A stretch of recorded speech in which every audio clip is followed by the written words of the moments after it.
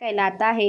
हे मधुसूदन, अधियज्ञ कैसा है और इस देह में अधिदेह कौन सा है? मरने के समय से स्थिर चित्त वाले लोग तुमको कैसे जान जाते हैं? श्री कृष्ण भगवान बोले, जो अक्षर अविनाशी और परम सबसे श्रेष्ठ है वही ब्रह्मा है।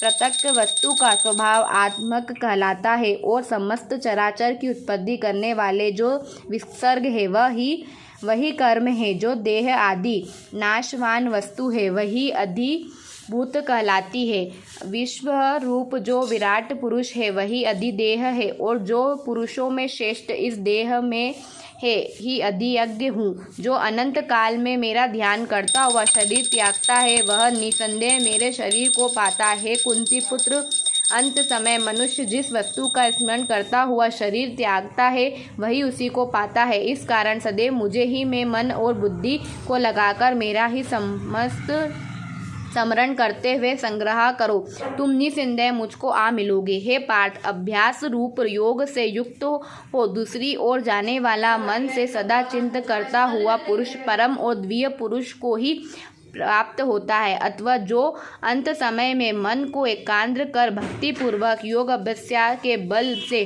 दोनों बाहों के मध्य भाग में प्राण को चढ़ाकर सर्वत्र अनादि संपूर्ण जगत के नियाता, सूक्ष्म में भी सूक्ष्मतर, सबसे पोषक अचिंत स्वरूप सूर्य के समान प्रकाशवान तमोगुण से रहित परम पुरुष का ध्यान करता है वह उसको मिलता है।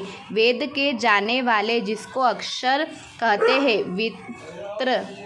वितराग होकर सन्यासी जिसमें प्रवेश करते हैं तथा जिसको चाहने वाले ब्रह्मचार्य का आचरण करते हैं, उस परम पद को तुमसे संक्षेप में कहता हूँ। जब इंद्रिया द्वारा को रोककर मन को हृदय में धारण कर प्राणों को मस्तक में ले जाकर समाधि योग में स्थित इस ओम अक्षर का उच्चारण करता हूँ, जो देह की त्यागता है, उसे मोक्ष रूप की उच्चतम गति प्राप्त होती है। हे पार्थ, मुझमें ही मन लगाकर नित्य प्रति मेरा ही स्मरण करते हैं उन सदैव स्मरण करने वाले योगियों को मैं बहुत सुलभ रीति से प्राप्त हो जाता हूँ। मुझको प्राप्त होने पर सिद्ध को प्राप्त करने वाले महात्मा गण फिर यह जन्म नहीं धारण करते जो नाशवान और दुख का घर है। हे अर्जुन, ब्रह्मा लोग प्रयत्न जितने लोग हैं वहाँ से लौटना पड़ता है, परंतु मुझमें मिलने से फिर जन्म नहीं होता। हजारों महायुगों का एक दिन होता है और हजारों महायुगों की एक रात्रि ब्रह्मा की होती है। जो इन बातों को जानते हैं वे सब ज्ञात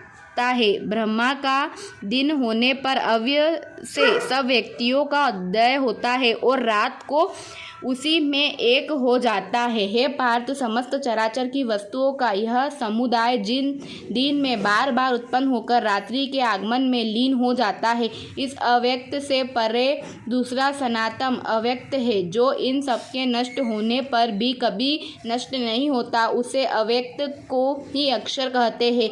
वही परम गति है जिसको प्राप्त करके वे संसार में नहीं जन्मते, वही मेरा परम धाम है। हे पार्थ, जिसके अंतर्गत सब प्राणी है और जिसने इस समस्त जगत का विस्तार कर रखा है वह श्रेष्ठ पुरुष अन्य भक्ति से ही मिलता है। भरत, जिस काल में योगी जन देह छोड़कर फिर नहीं लौटते हैं और जिस काल से लौट आते हैं तब वह काल बतलाता हूँ, जिसका मैं अग्नि, आकाश और दिन शुक्ल पक्ष हूँ। ऐसे उत्तरायण के 3 महीने में मृत्यु को प्राप्त हुए ब्रह्मादि को प्राप्त होते हैं। अर्धरात कृष्ण पक्ष दक्षिणयान के 3 महीने इनमें मध्य गमन करने वाले चंद्रमा की ज्योति को पहुँचते हैं और लौट आते हैं। संसार की नित्य चलने वाली शुक्ल और कृष्ण नाम की 2 गतियाँ हैं, एक से आने पर लौटना पड़ता है और दूसरी पर फिर लौटना नहीं पड़ता है। हे पार्थ, योगी इन दोनों गतियों का वह जानता है, इसी से मोह में नहीं पड़ता। अथवा हे अर्जुन, तुम सदा युक्त हो वे यज्ञ, तप और ज्ञान में जो पुण्य फल बतलाया गया है, योग से उन सबको अधिक ऐश्वर्य प्राप्त होता है और सर्वोत्तम आदि स्थान प्राप्त होता है। श्रीमद् भागवत गीता का 8वां अध्याय संपूर्ण।